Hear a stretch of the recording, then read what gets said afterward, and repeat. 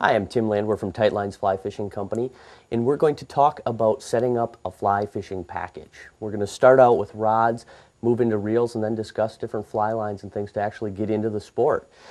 Fly rods started out years ago out of basic materials like bamboo. This is pretty much what all fly rods had been built out of in the past. And then what had happened is fiberglass became popular, and then today, graphite. About 95% of rods today are built out of graphites. So that's what you see when you take a look at a rod rack here. Every single fly rod that you see here is made out of graphite. And the reason for graphite is they became lighter, they became faster, they became stronger.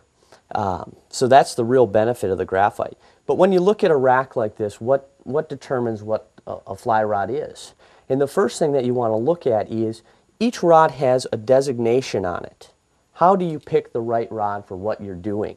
And if you take a look at this particular rod here, there'll be something scribed on it that'll say, for instance, this one says number 5, 9 foot. What they're referring to is this is a 5-weight fly rod. Fly rods go from 0 weights up to about 14 weights, depending on the species that you're chasing.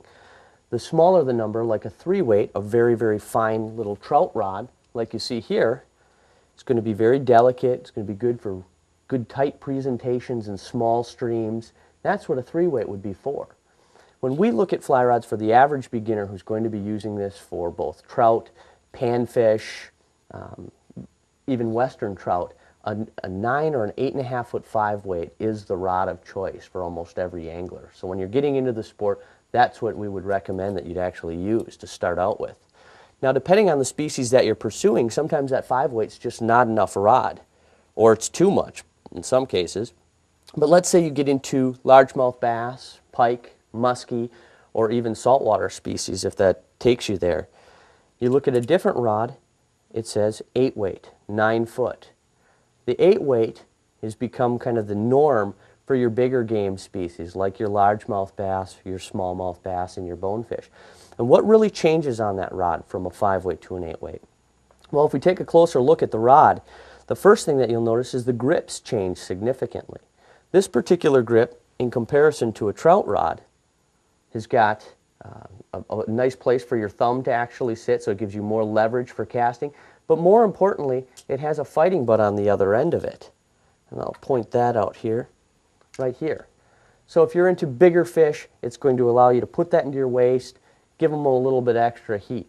But most importantly, that grip size is going to allow us to make a bigger cast, and the rod itself is going to be considerably stronger for casting bigger bugs and bigger flies. So that's what you want to look at.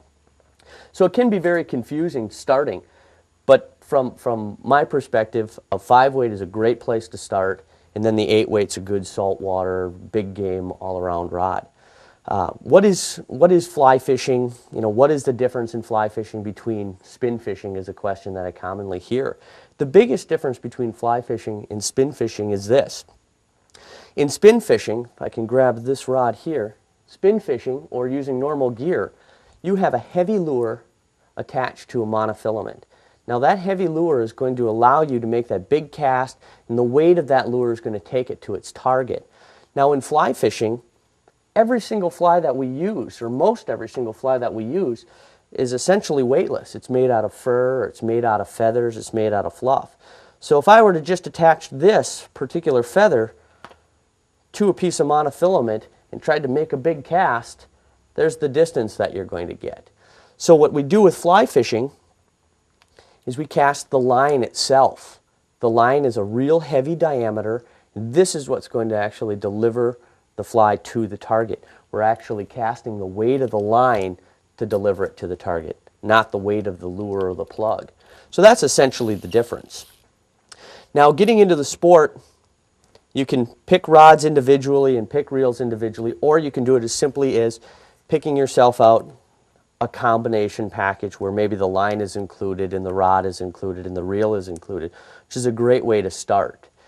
But you know, as you get more technical into the sport and you start to learn a little bit more, you're going to see there's a lot more options that are out there for you.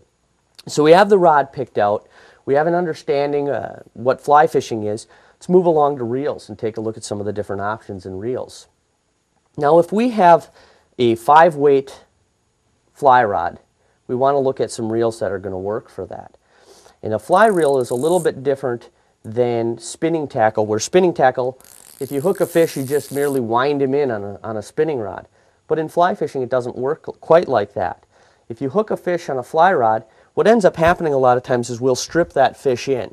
What I mean by that is you'll make the cast out there, and then what I'll do is I'll put my thumb or my index finger here, and I'll just simply strip that fish back in. So the reel is not nearly as important in this sport as what it is with hardware.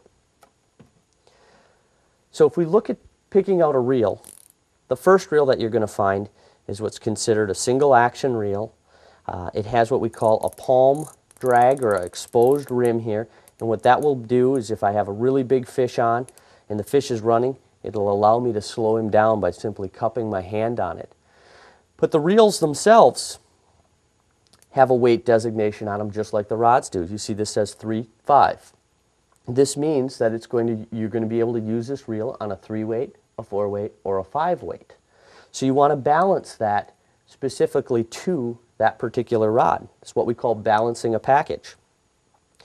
Now if we look at some other reels, major differences are some of the inexpensive reels will be made out of plastics or resins and graphites like you see here, where when you get into some of the nicer reels, they'll use maybe a cast metal, some sort of alloy, strengthens the reel up. So if you do drop it, you're not in bad shape. But then you look at some of the premium reels that are available, and most of those premium reels are actually made out of bar stock aluminum. It's coming out of bar stock billet just like this, and it's machined down to a perfect tool, like you can see here. Now if we take a look at this reel, and then we look at this reel, see there's an enormous size difference. Well, like I said before, this is going to be for your trout and your panfish, 3, 4, 5-weight, where this particular reel doesn't have a weight designation on it, but in the catalog it'll actually say what it was designed for. But this is going to work very well on your 7-weights, your 8-weights, your 9-weights. It's going to work well in fresh water or in salt water. And you have to be very careful with that when you're selecting a reel for maybe an 8-weight, where you might be doing some bone fishing or some saltwater fishing. Go with the better reel with a good drag system, and that's all machined. So those are the basic reels. Those are the basic rods. You have an understanding of both of those. Now let's take a look at the lines and what do you do with these. Well, the first thing that you do once you get a package or you get the reel is you have to put a material that's called backing on, which is a braided Dacron. It's a braided nylon just like this. And typically a shop will have a spool, or you can do it at home. But it's basically a braided nylon just like this, or a braided Dacron, and you wind all of that onto the reel. And typically the reel will hold 100 yards of this. Once you have that put on, the next thing you have to do is take a look at your fly lines.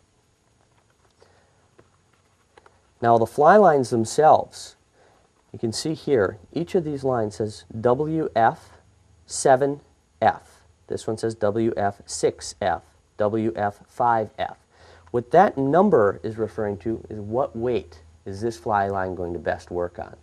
Well, you bought a 5-weight, let's say. Well, then what you want is the 5-weight line. The WF stands for weight forward, and the F stands for floating. And what that basically means is if we can take a look at the back here, a fly line is not the same all the way from the start to the finish.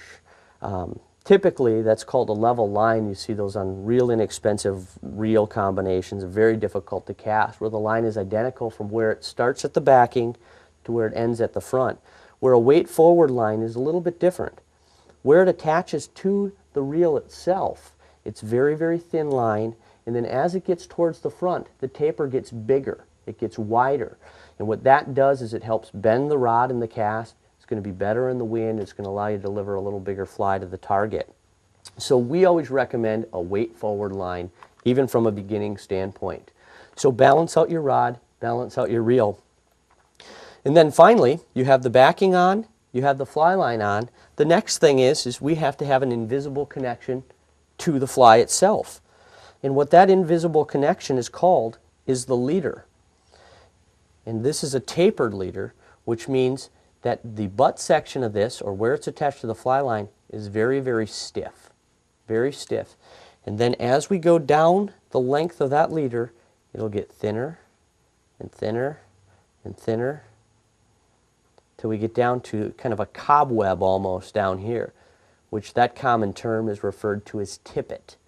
And from there, we would attach that directly to the fly. So that's the system. That's how it works. This is the invisible connection. We're casting that heavy line through the air. So when you're getting into the sport, find out exactly first what species am I going to be pursuing. That's going to dictate, well, what rod weight am I going to have. Then take a look at some different reels. You want to make sure that that reel matches and balances that rod appropriately. And then you have to have the understanding of we have to put backing on it, pick the correct fly line for the weight, the leader, and the tapered leader and the tippet, and you're ready to fish.